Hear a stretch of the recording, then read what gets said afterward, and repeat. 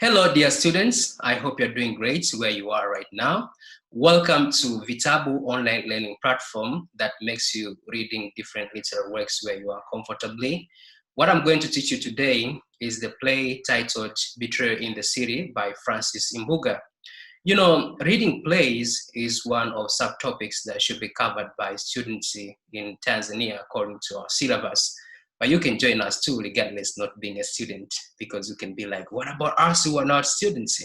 So you're welcome as long as you're interested in literature. And by the end of this video, I want to teach you about form and content related to Betrayal in the City. And the only important thing that I would like to emphasize is that go and find the main text or the main play. Read it between the lines and make the comparison from what you have read to our work. By doing so, this program is going to be very useful for you. Remember, this is your English teacher, Shirei Faida Kasim Kush. Let's get it started. Remember, you get all these stuffs from Vitabu online learning platform. And the book title is Betrayal in the City. Don't forget to pay a visit on our website, which is www.vitabuonline.co.tz for more learning. You can also subscribe our YouTube channel at Vitabu Online and pay a visit to our social networks like Instagram and Facebook at Vitabu Online. Well, once again, the name of the play is Betrayal in the City, and the playwright is Francis Imbuga. We have an imaginary setting of Kafira. Why do I say this is an imaginary setting? Because the place does not exist on Earth. Kafira comes out of the writer's imaginations. And this play was written in 1976 by East African educational publisher.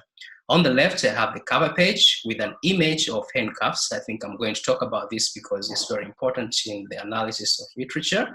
But all in all, I want you to stay where you are right now. Don't move anywhere. And let's find out what comes next in the next slide. Welcome to the play summary. This is Act 1, Scene 1. I'm going to read it for you, and I will have to describe everything from this slide. It is set in Adika's grave. The grave appears to have been burnt, and there is a boil of coins on it. Nina and Doga, who are Adika's parents, are approaching the grave in the morning to prepare for the shaving ceremony. The burning grave confirms that the person who killed Adika lives among them. So first of all, we see this play begins with the ending event of the grave. When you read more, you're going to find out this is Adika's grave, and the reason for his death is because of university demonstration. You become aware of this ending event after going through the play, which can probably make us to think the playwright has employed non-chronological plot. Another thing is about the boil of coins. You know, the coins symbolize wealth, and probably it is because of wealth from the selfish leaders in Kafila have taken the life of Adika, and that's why it is there on the grave to show that people are so selfish about securing their wealth to the extent of killing others. I'll talk about this when it comes to content. Another thing I see, there is the issue of shaving ceremony. According to the culture in Kafira, if you want to remember the person who passed away, the beloved one, you need to conduct a ritual of shaving ceremony as a memory of that person. The last thing, which is a little bit fun, I was so happy and I was asking myself a lot of questions why people burn graves. Do you know why do people burn graves? Well, they want to avoid the anger of the ghost. If you don't want to be hunted by the ghost, you need to burn the grave as long as you are involved in killing that person. I will supply an example of a character who is shown to burn grave in the next slide. It is revealed that Adika was shot by the police officer during university demonstration. Chagaga, the sub-chief brother, was implicated in the murder. Jasper comes back. Since his brother's death, he has been behaving strangely. This has made his parents suspect that he is mad. He is coming from the river where he has thrown Chagaga's body, whom he had caught burning Adika's grave, to prevent Adika's ghost from hunting him, as the community believes. Now you see, Chagaga is the character that I promised you before that is seen in this play to burn Adika's grave. And he does this purposely in order to get rid of being hunted by the spirit of the dead. And that is why Jasper, who is Adika's brother, after seeing Chagaga burning the grave, kills him as a revenge, because as long as a person burns a grave, it means he is behind the death of that person. So now Jasper makes a revenge by killing Chagaga, and that's why we see him coming from the river, where he go and finds his two parents nearby his brother's grave. Let me read it for you. He asks his parents whether he should go and confess the murder. Thinking that he is raving, they tell him to put on a clean shirt and go to confess. At once, it was very difficult to believe that Jasper really killed the person, because his parents were thinking of his madness after the loneliness of his brother. So when Jasper informs his parents that he killed Chagaga, they only reply lightly by saying, "Go and confess." They thought maybe it's not true. What was said came out of his madness, but in actual sense, Jasper really killed Chagaga. And this is going to be proved when two soldiers come to inform Adika's parents for the second time. Let's find out. Two soldiers, who are Jere and Mulili, arrive to ensure that no ceremony is held in memory of Adika. They inform Nina and Doga that Jasper is currently in custody. After confessing to have murdered Chagaga, an angry mob almost lynched him. You see now, there is another thing which you need to understand apart from the information of Jasper killing Chagaga. We see soldiers are sent by the government to stop Adika's funeral, to stop Adika's shaving ceremony. Do you know why? Adika's death took the attention of majority. So the government does not allow anything in a memory of Adika. And that's why these parents are forbidden to perform this ritual of shaving ceremony. I will tell you later on as to why soldiers were working hard to make sure that the ceremony is not done. Remember, I told you about Jasper being locked up after killing Chagaga, and now he was saved by police officers and locked up.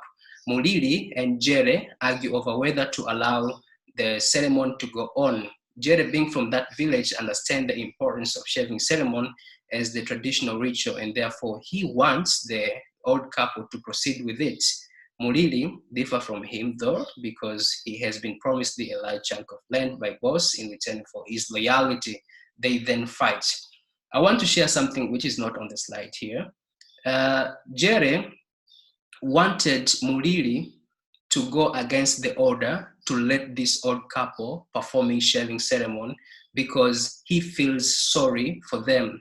First of all, they lost their son, and secondly, they are not given a freedom of assembling. So because he comes from that village and he understands the importance of shaving ceremony, he tries to convince his friends agreeing with him, hoping that Mulili would agree. Why? Because Mulili also once escaped a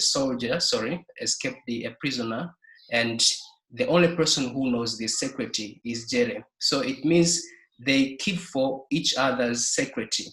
But strangely enough, Mulili does not want to agree with Jere. At last, they fight. But this fight comes up with the negative outcome. Let us find out.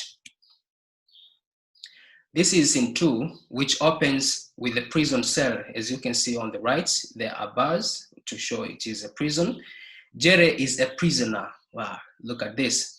Jere is a prisoner. He was once a soldier, but why is he a prisoner?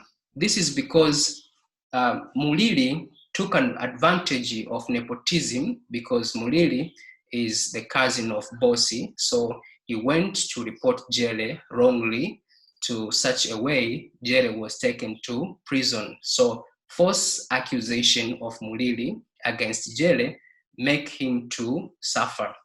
The other prisoner is Mosese, a university lecturer arrested after Adika's funeral. We have another character who is taken to jail without any important reason. This is because we see Mosese, a political prisoner, persecuted for criticizing the government. The scene reveals how Mosese ended up in prison. I want to share with you, Mosese is very educated, and there was an order by the government that no university lecturers and students are allowed to participate in Adika's funeral ceremony. I told you that Adika's death took the attention of majority, but Mosese was against it because he considered it as not a reason for him not to attend Adika's funeral ceremony, so he went against the order. And finally, they find a person from the system who is called Nicodemus, who planted the opium in his vehicle for Mosese to be arrested and falsely accused of possessing illegal drugs. You see now how unfair these guys are. Following this incident, Mosese dropped his Christian name to be called Mosese Watonga. Wow, this is good. Let me read it again. Following this incident, Mosese dropped his Christian name Nicodemus to be called Mosese Watonga. So Mosese changes the name because he found out the person who made him to get hurt is also called Nicodemus. So there was no reason of sharing the same name with the person who makes you to get hurt, you understand? So he decided to change his name from Christian name Nicodemus to Mosese Watonga. Actually, I would do the same. Mosese reveals to Jere the government plan to have prisoners act a play to entertain a visiting head of state. Jere narrates how he was arrested after being deployed in his own village to restore order. Now, we see the prisoners are to be involved in acting a play as a respect of entertaining head of state. I want to talk something about hypocrisy here. It doesn't mean the government love people or citizens or the prisoners. This is done purposely in order to fool the foreigners that the government cares for people in such a way. Even prisoners are also involved in performing in special events like welcoming guests of honor. But in actual sense, this is completely hypocrisy because after the absence of these foreigners, things are not good in Kafira. People are murdered, people are jailed, people are going through a lot of problems. Now we have this character who is called the Askari, brings Mosese a cup of tea. You see, I see the tea images animation here. It gives a test image, okay? Mosese and Askari are said to come from the same tribe. He observed that one needs a tall relative to get anything in Kafira. These words are very important. They are under inverted comma, and I'm going to read them again. One needs a tall relative to get anything in Kafira. What does it mean? If you want to get helped by anybody in the system, you need to know people in the system. If you don't know anybody, you're not going to get any service from the system. So you have to have a tall relative. This is the implication of the words under inverted commas. Now we see characters like Mosese and Jere know nobody in the system, and that's why they end up in jail. So this state, which is Kafira, is so unfair, and this highlights the widespread nepotism and corruption in the state. Welcome to scene 3, and this scene is set in Regina's room. Regina is Mosese's sister and Jasper's girlfriend. Jasper has paid a visit. Jasper has paid a visit. Can you ask yourself a question here? Well, remember Jasper was once taken to jail. How dare he is now seen to pay a visit to Regina's room? Okay, I will share it with you. Jasper was freely released by the government under the cost of his parents' life. They murdered Nina and Doga. So to make it like a compensation, they decided to allow Jasper out of the prison. What unfair life is this? It is so pathetic, okay? He, like all university students, is in a red gown to show that they are protesting against the government. I like this. So the university students see the wrongs from the system. And in order to show that they don't like that, they have this kind of dressing code, which involve wearing red gowns like this. He has been released from the custody after his parents were murdered. I think I've already said about. Regina argues that people should be concerned about their survivor instead of trying to fight a ruthless regime that is ready to kill. So Regina is a different character. She does not want to fight the government because the government is ready to kill anybody. What you have to do is to take care of your own life. There are quotations here from Regina. You see they are bolded in a blue color, and I'm just going to read them. She says that fighting the government is like fighting stone. Did you hear that? Fighting the government is like fighting stones. Actually, stones do not have feelings. And when you fight stones, you get hurt by yourself. So people with no feelings are compared to the government. And that's why Regina does not need any protest. You need to live your life. We have another character on the right. Wow, this is very interesting. He is out of breath. He has eaten a lot of stolen stuffs from the government. That's why he got a big stomach like that. Come on. His shirt doesn't fit him, and he seems like he struggles to sit on a small couch. That was why we say Tumbo is a very interesting character. Tumbo is also a high-ranking officer. He confirms about the impending visit by a foreign head of state, and prisoners are to stage a play in his entertainment. This is the second time we see prisoners are about to be involved in performing a play just to fool the foreigners that the government cares for the people, including prisoners, something which is not true. When Regina tells Tumbo that Jasper likes writing plays, he asks him to write one for the occasion. Okay, there's something that you need to know. Jasper, despite being in madness after the loss of his brother, despite killing people, he is a very good graduate who is good at literature. And that's why when Tumbo wants to look for a person to write a play, Regina suggests that Jasper can write that play. Tumbo was supposed to conduct a playwriting competition in order to select the best play for the occasion, but he fraudulently awards Jasper the tender to write the play, promising to pay him and publish the news of Jasper winning a play in the newspaper. This is so fun. You know, there was a budget that Tumbo had to spend in order to make a competition, calling different peoples with different skills on how to write plays. But when Regina mentioned about Jasper, who is good at writing, Tumbo changed the ideas of not calling the competition.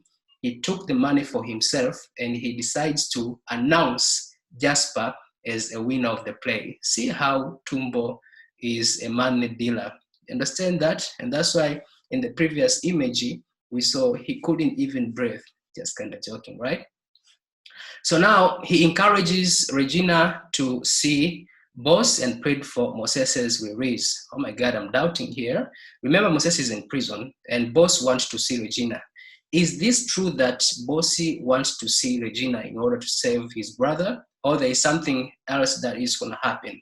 Well, this makes to the end of lesson 1, but please don't forget to subscribe to our YouTube channel at VTAP Online and pay a visit on our website, which is www.vitaponline.ca.tz, and visit our social networks like Instagram and Facebook at Vitabu Online. This is your English teacher, Shirei Fedekasim Kush. Bye-bye for now. Thank you for paying much of your attention.